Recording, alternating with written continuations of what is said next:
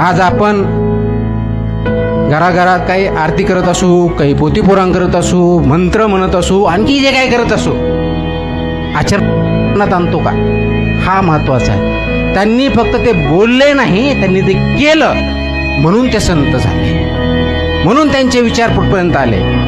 परंतु त्यांची फक्त आपण जयंती साजरी करायची, पुण्यतिथी साजरी करायची, त्याचे अभंग म्हणायचे, फक्त म्हणायचे, करायचं काही नाही, चालायचं काही नाही, याला नैतिकता म्हणत नाही, याला नैतिकता म्हणत नाही.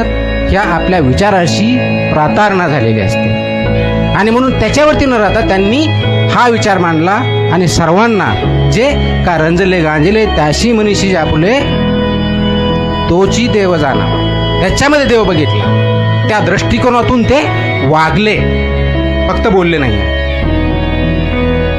त्या तुकाराम महाराजांच्या नावावरती माझ्या आईवडिलांनी माझं नाव तुकाराम ठेवलं.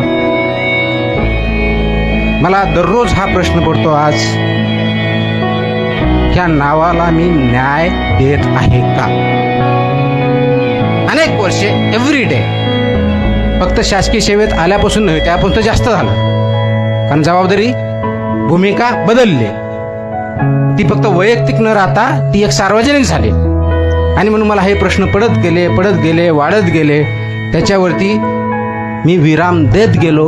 विराम देऊन मला जे करणं शक्य आहे ते करत राहिलो, करत आहे. परंतु मला हा नेहमी प्रश्न पडतो की मी या तुकाराम या नावाला न्याय देत आहे का, न्याय देऊ शकतो का?